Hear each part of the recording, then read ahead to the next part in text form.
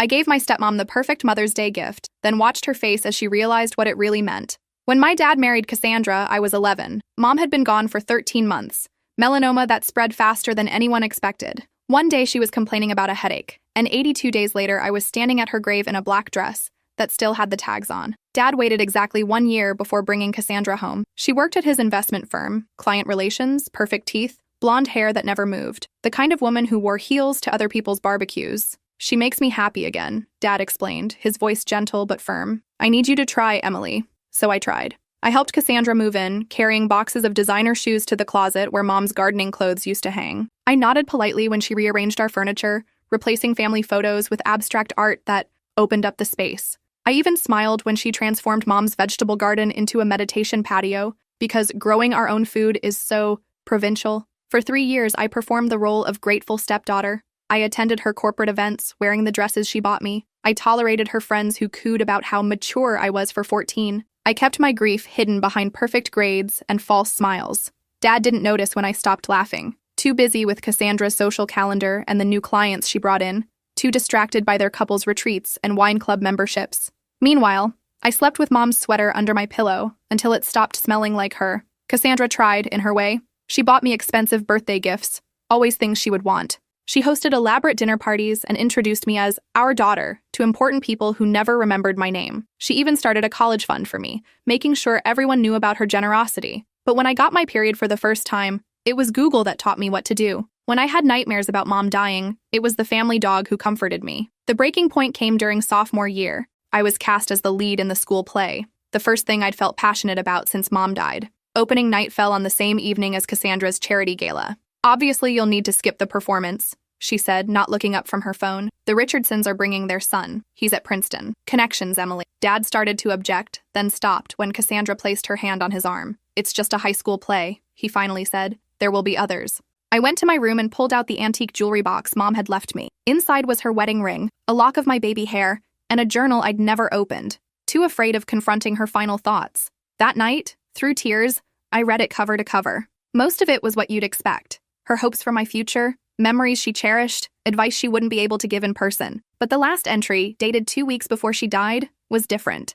If you're reading this, Emily, I need you to know about the safe deposit box. The key is taped inside this cover. What you find there will change everything. I'm so sorry. The key was small and silver, with the bank's name etched into it. The next day, I skipped school and went to First National. The manager recognized me. Mom's family had banked there for generations. Your mother said you'd come eventually, he said, leading me to the vault. Inside the box was a USB drive, several folders of documents, and a letter addressed to me in Mom's handwriting. My dearest Emily, it began. By now, Cassandra has probably worked her way into your lives completely. I've known about her for years. I read the entire letter twice, my hands shaking. Mom had discovered Dad's affair with Cassandra 6 months before her diagnosis. She'd hired a private investigator who documented everything. Hotel receipts, text messages, photos of them together while Mom was picking me up from soccer practice. The investigator's report was meticulous, spanning months. There were photographs of Dad and Cassandra entering hotels in 3 different cities, screenshots of text messages that made my stomach turn. She's taking Emily to her mother's this weekend. Come over. Can you imagine when we don't have to hide anymore?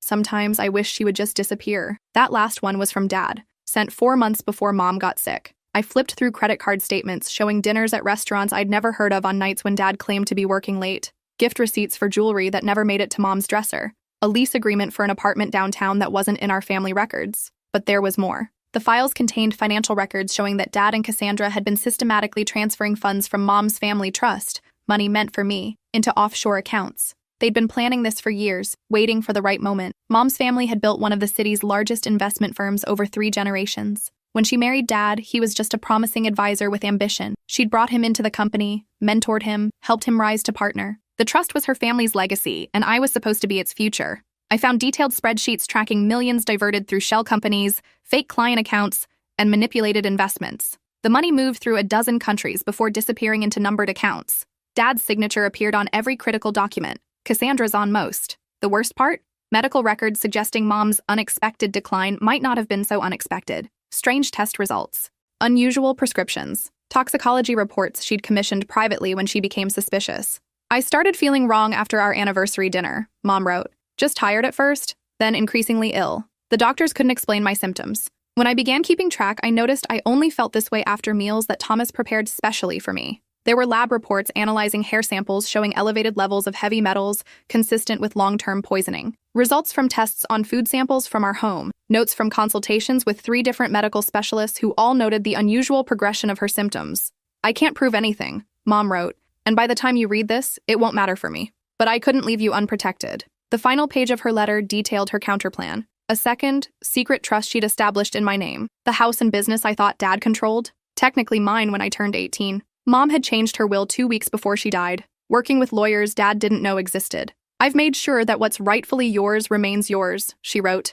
The trustees will contact you on your 18th birthday automatically, but if you find this letter sooner, you can reach them using the information in the enclosed envelope. They're ready whenever you are. I sat in the bank's private room for hours, absorbing everything. When I finally emerged, I was different. The grief and confusion that had defined me for 3 years had crystallized into something harder, something focused. I didn't confront Dad immediately. I didn't run away or call the police. I did something more frightening. I became the perfect daughter. For the next 2 years, I performed flawlessly. I excelled in school, joined the clubs Cassandra suggested, attended every mind-numbing corporate function. I wore the right clothes, said the right things, and never, ever let them see what I knew. At night, I meticulously documented their ongoing schemes. Each time Dad mentioned a difficult client or complex investment strategy at dinner, I researched the companies involved, tracking the money through their labyrinth of fake entities. I created my own spreadsheets, building on Mom's work. My bedroom became my command center. I installed a hidden safe behind my bookshelf where I kept copies of everything. I recorded conversations at family dinners, business discussions they had when they thought I wasn't listening. I photographed documents Dad brought home and left carelessly on his desk, trusting that his 16-year-old daughter would never understand their significance. 6 months after finding Mom's letter, I felt ready to contact her trustees. The envelope contained 3 business cards: a forensic accountant, a lawyer specializing in financial crimes, and a retired judge who had been Mom's father's closest friend. I met them at the judge's home on a Saturday when I was supposedly at debate team practice. I told them everything over the phone, but seeing their faces as they reviewed the actual evidence was different. The accountant closed his eyes briefly when he saw the extent of the fraud. The lawyer swore under her breath. The judge looked at me with a mix of sadness and cold anger. "Your mother was one of the finest people I've ever known," he said. "What do you want to do, Emily?" I had spent months considering my options. I could have exposed everything immediately, sending Dad and Cassandra to prison. I could have run away, waiting until I turned 18 to claim my inheritance. I could have confronted them, forcing a painful reckoning. Instead, I chose the path Mom had started: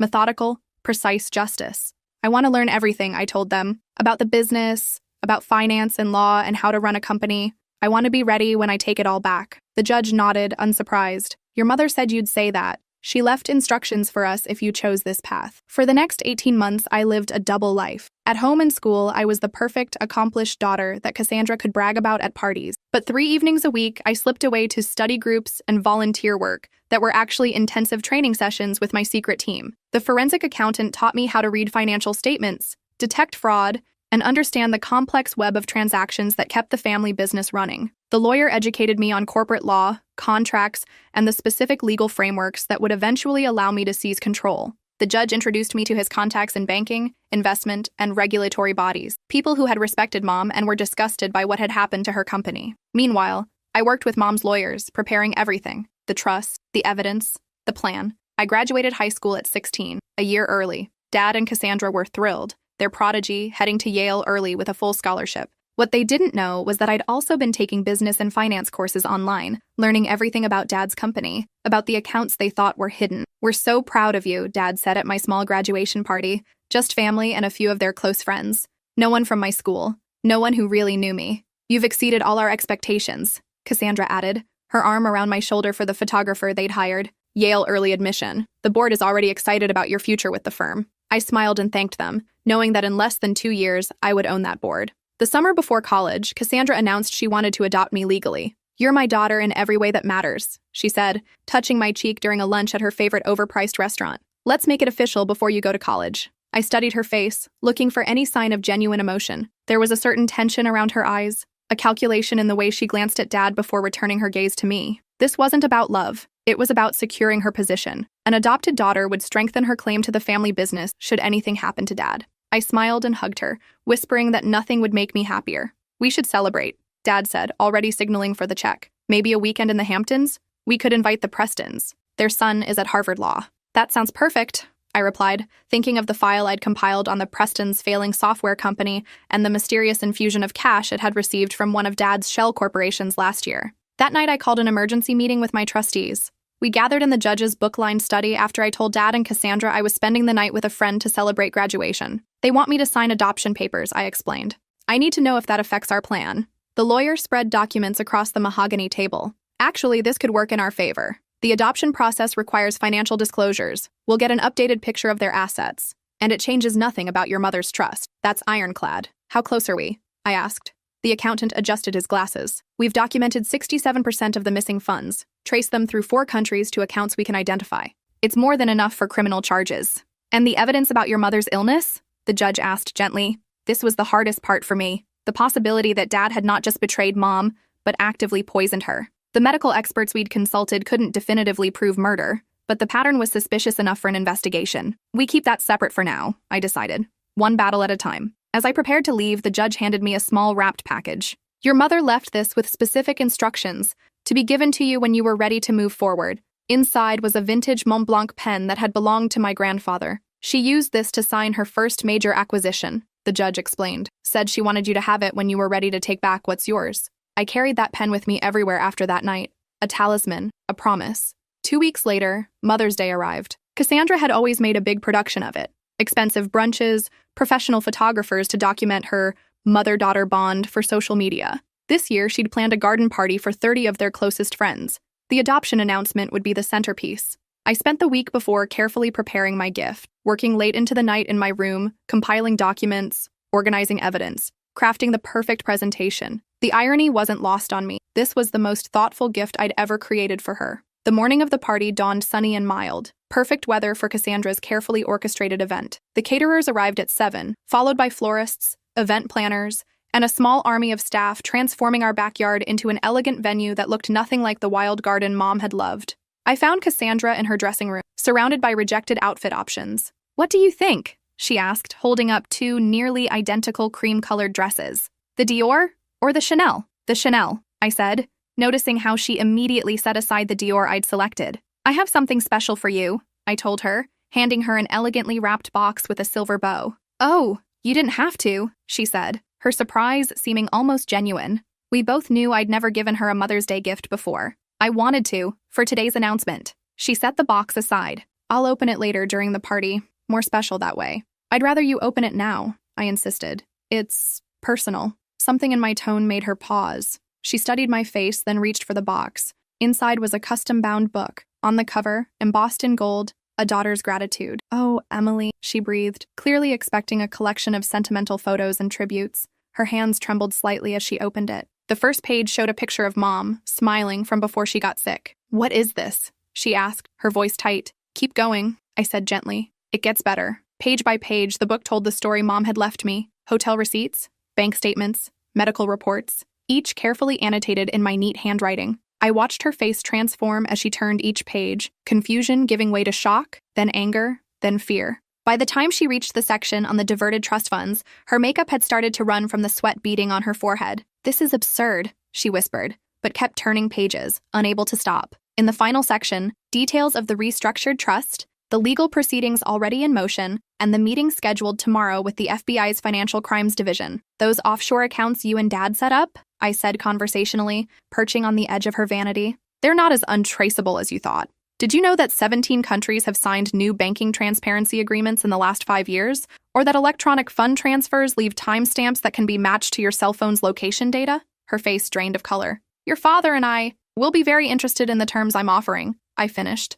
still smiling as the doorbell rang, announcing the first guests. Much better than prison. She stood, knocking over her mimosa. You ungrateful little... Careful, I whispered. Your guests are watching, and I'm still deciding whether to show them what's in Chapter 3. She glanced down at the book, still open to a page showing her text messages to Dad from the week Mom was hospitalized. Messages complaining about hospital visiting hours interfering with their dinner reservations. What do you want? She hissed, straightening her dress with shaking hands. You're going to go downstairs and host your party. You're going to smile and laugh and be the perfect hostess. And tomorrow morning at 9, you and Dad will meet me at Judge Henderson's office to discuss terms for your continued freedom. Her eyes darted around the room, perhaps looking for a way out, finding none. This is blackmail. No, I corrected her. This is justice, with a touch of mercy if you earn it. I moved toward the door. You have 30 seconds to fix your makeup. People are waiting. The party lasted 3 excruciating hours. Cassandra maintained her composure through trembling hands and a fixed smile that never reached her eyes.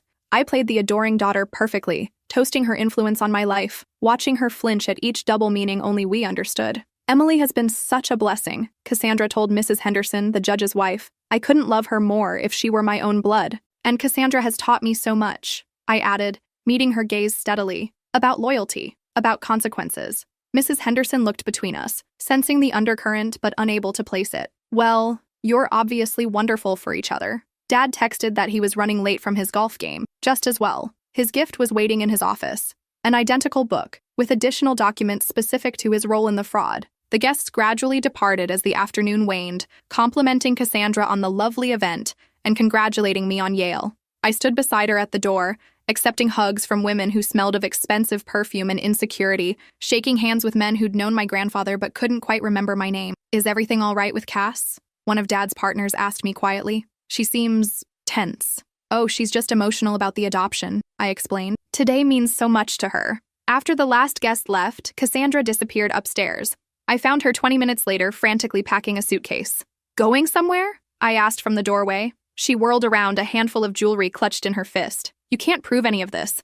It's circumstantial. The FBI doesn't think so. Neither does the SEC. But feel free to run. They're expecting that. There's an agent parked at the end of our street. Has been for 3 days. This was a bluff. The authorities weren't involved yet. That was part of the leverage in my negotiation strategy. But Cassandra didn't know that. She sank onto the bed, her half-packed suitcase open beside her. What happens now? Now we wait for Dad. Then we talk terms. Dad arrived an hour later, calling Cassandra's name as he entered. I met him in the foyer, his gift in my hands. Where's Cass? How was the party? He asked, loosening his tie. She's upstairs. And I think you should open this first. I watched the same sequence of emotions cross his face as he paged through the evidence. Unlike Cassandra, he went completely silent, his lawyer's training kicking in even in shock. When he finally looked up, his expression was unreadable. Where did you get all this? Mom left it for me, along with instructions. Something like pain flickered across his features, quickly suppressed. Emily, whatever you think you know, is documented in triplicate and stored in multiple secure locations, I finished for him, including evidence about Mom's health decline that suggests more than just financial crimes. His face went ashen at that. You can't possibly believe that you poisoned her? I don't know. The evidence is inconclusive, but strong enough for an investigation if I choose to pursue it. He closed the book carefully as if it might explode. What do you want? The same thing I told your wife. 9 a.m. tomorrow. Judge Henderson's office. We'll discuss how you can avoid prison. That evening, after the guests left, I found Cassandra sitting alone in the dark of Mom's former garden, surrounded by the sterile white furniture she'd chosen to replace the wildflowers. Why now? She asked, not looking at me. Why wait all this time? I sat beside her, smoothing my dress. Mom taught me patience, and I needed to understand everything first. What do you want? I'd rehearsed this moment for 2 years, imagining satisfaction, maybe even joy.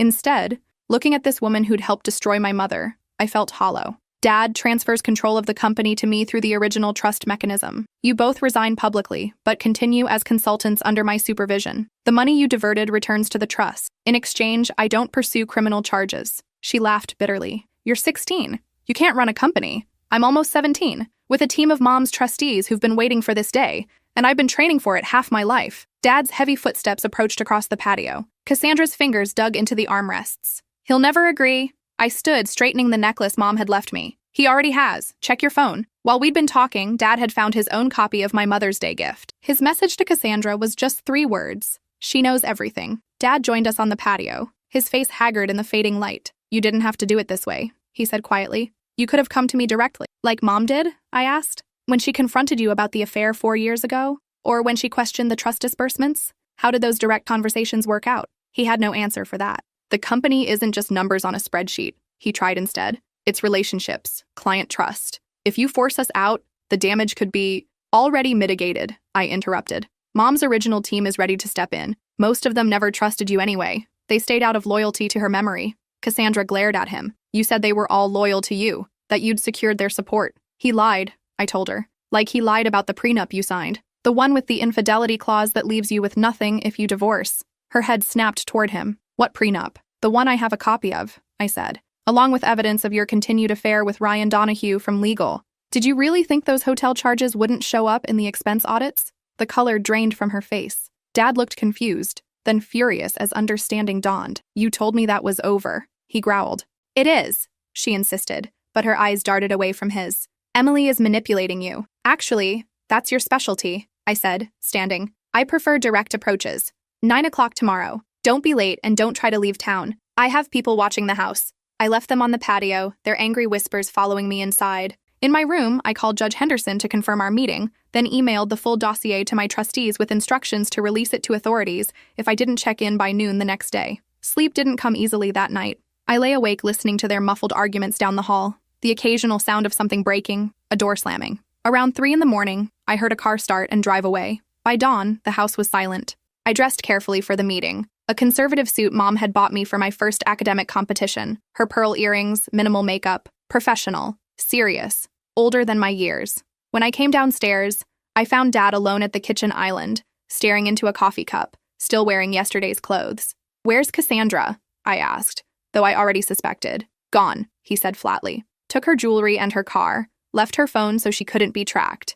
I'd anticipated this contingency. That complicates things, but doesn't change them. She's not the primary stakeholder anyway. He looked up, his eyes red-rimmed and hollow. You look like her, he said unexpectedly. Your mother, when she was fighting for something. The comparison both warmed and pained me. We should go. The judge doesn't like tardiness. The meeting was brief but comprehensive. Dad, stripped of his usual confidence, signed every document placed before him: power of attorney, transfer of voting rights, resignation letter. Judge Henderson guided him through each step, his voice neutral, but his eyes cold. You understand that these terms are conditional on your cooperation with the financial recovery team? Any attempt to conceal assets or obstruct the process will trigger the criminal complaints we've prepared. Dad nodded mechanically. And the company announcement will follow the script provided, citing family succession planning and a desire to honor Catherine's legacy as reasons for the transition. Another nod. Sign here and here. Initial these pages. When it was done, Judge Henderson slid a final document across the table.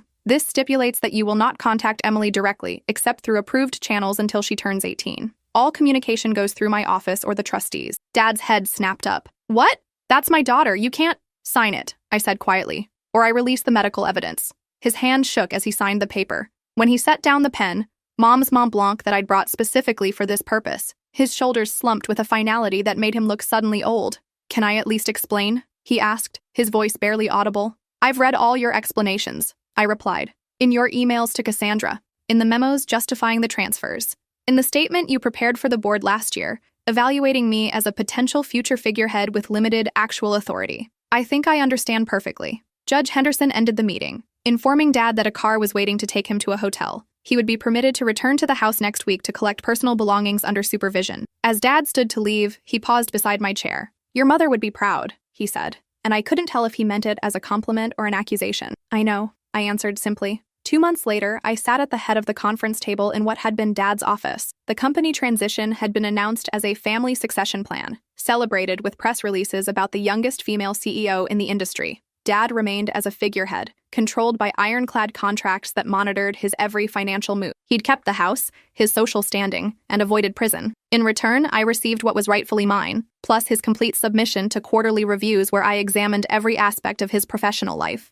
The trustees formed my executive team, guiding me through the countless decisions required to stabilize the company after years of Dad's manipulation. I deferred Yale for a year, focusing instead on practical business education at the firm. Cassandra resurfaced in Miami 3 weeks after she fled. The FBI picked her up trying to access one of the offshore accounts we'd flagged. She spent 2 nights in jail before Dad's lawyers negotiated her release in exchange for her full cooperation. She returned to Connecticut under strict monitoring, living in a company-owned condo and working as a client liaison with severely limited authority. The prenup I'd mentioned proved prophetic. Dad filed for divorce citing abandonment and infidelity, leaving her with only what the separation agreement we'd crafted allowed. She fought it initially, threatening to expose the company's fraud, until my lawyers reminded her that she'd be the first target of any investigation. It wasn't justice for Mom, nothing could be, but it was the beginning of something she'd wanted for me: control of my own future, protection of the legacy she'd built, accountability for those who had betrayed her. The search for definitive proof about Mom's illness continued quietly. I hired specialists to re-examine tissue samples the hospital had preserved, ordered new tests on items from her vanity that I'd kept untouched, interviewed medical staff who had treated her. The results remained frustratingly inconclusive. Suspicious patterns, but no smoking gun. Dad maintained his innocence on that front, even in private meetings with his attorneys where he admitted to everything else. The cancer was real, he insisted. I never touched her medication, never altered her food. I wanted her gone, yes. I'm guilty of wishing her dead, but not of making it happen. I didn't know whether to believe him. Part of me needed him to be guilty of everything. A complete monster whose destruction I could pursue without reservation. Another part desperately wanted this one line to remain uncrossed, preserving some tiny fragment of the father I'd once loved. The company flourished under new management. We unwound Dad's complicated schemes, recovered most of the diverted funds, rebuilt client relationships damaged by his shortcuts. I worked 16-hour days, sleeping on the office couch more often than at home. The house no longer felt like one. I sold it 6 months after taking control, moving into a downtown apartment within walking distance of the office. Dad relocated to a smaller house in the suburbs, stripped of his country club memberships and most of his social circle, when the carefully worded but transparent company statement made it clear he'd been forced out. Last week, I visited Mom's grave for the first time since reading her letter. I did what you asked, I told her, placing wildflowers against the stone. The company is safe. Your legacy is protected. I wish you could see it. As I turned to leave, I noticed a familiar figure watching from a distance, Cassandra, clutching a small bouquet of her own. Our eyes met across the cemetery. She didn't approach but nodded once before walking away. Some lessons take years to teach. Some gifts keep giving long after they're open. Every Mother's Day since then, I send Cassandra the same thing, a single photograph of Mom, smiling in her garden, with a note that reads, "Thinking of you today." She never responds, but I know she understands. It's the only language we have left. And it says everything that matters.